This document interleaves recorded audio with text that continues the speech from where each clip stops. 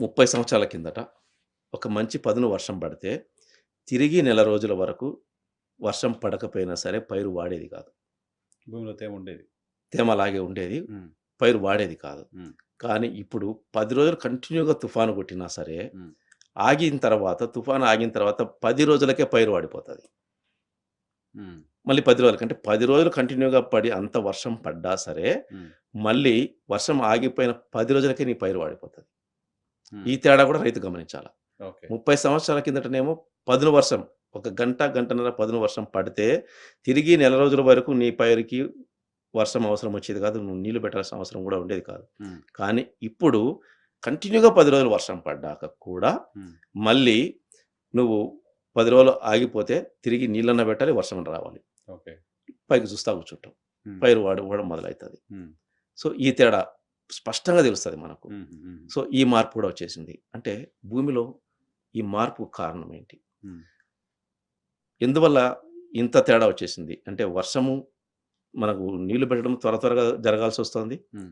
అన్ని ఎక్కువ రోజులు ఆపలేకుండా ఉంది. హ్మ్. తర్వాత భూమి మృదు స్వభావాన్ని కోల్పోయింది. హ్మ్. మనకు వేరు వ్యవస్థ ఎక్కువ వ్యాపించక దానివల్ల మొక్క దృఢంగా నిలవట్లేదు. ఎప్పుడైతే వేరు వ్యవస్థ తక్కువ దూరమే విస్తరించిందనుకోండి, హ్మ్. అది గ్రహించే పోషక విలువల ప్రదేశం కూడా తగ్గిపోతుంది గదా! విస్తీర్ణం తగ్గిపోతుంది కదా! ఆ! తగ్గిపోతుంది కదా! హ్మ్. సో, రైతులకు ఇంకొకటి తెలియాల్సిందేందంటే, ఎందుకు తనకు తెలియకుండానే ఈ ఎరువులు పెంచుకుంటూ పోయినాడంటే, హ్మ్. సపోజ్ ఆహ్, ఒక ఒక అడుగున్నర దూరము ఇంతకుముందు 30 సంవత్సరాల కిందట వేరు వ్యవస్థ ఒక చెట్టుకుందనుకుందాం. హ్మ్. పత్తి చెట్టుకి ఒక అడుగున్నర దూరము వేరు వ్యవస్థ ఉందనుకుందాం. హ్మ్. నువ్వు ఒక 50 కేజీల ఎరువు చల్లినప్పుడు, హ్మ్. ఆ అడుగున్నర దూరంలో విస్తీర్ణంలో ఒక 100 గుళికలు పడ్డాయనుకుందాం. హ్మ్. నువ్వు చల్లితే పొలమంతా ఎకరం పొలం చల్లితే 50 కేజీలు. అందులో ఒక 100 గుళికలు పడ్డాయనుకుందాం. ఆ 100 గుళికలు ఆ మొక్కకి సరిపోయేటియి. హ్మ్. హ్మ్. హ్మ్. ఎప్పుడైతే విస్తీర్ణం తగ్గిందో, అడుగున్నర నుంచి అర్ధడుగుకొచ్చిందో, నువ్వు మళ్ళీ అదే 50 కేజీలేస్తే ఆ అర్ధడుగు దాంట్లో ఎన్ని 25 గుళికలు పడతాయి. ఓహ్!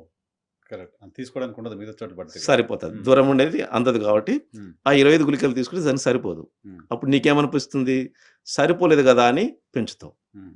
సో, ఆ తక్కువ ఏరియాలోనే 100 గుళికలు పడాలంటే ఏం చేయాలి నువ్వు? దానికి నాలుగింతలెయ్యాలి ఎరువు. హ్మ్. హ్మ్. హ్మ్. ఇలా అది క్రమంగా ఎప్పుడైతే ఏరియా తగ్గుతూ వచ్చిందో, వేరు వ్యవస్థ యొక్క విస్తీర్ణం తగ్గుతొచ్చిందో, నువ్వు వేయాల్సిన ఎరువులు నీకు తెలియకుండానే మోతాదు పెంచుకుంటూ రావాల్సొచ్చింది. హ్మ్. అంటే నీకు ఎరువులు సరిపోలేదు అనుకుంటున్నావు కానీ, హ్మ్. దానికి రీజను వేరు యొక్క విస్తీర్ణము, వేరు వ్యవస్థ యొక్క విస్తీర్ణం తగ్గుతూ వస్తోంది.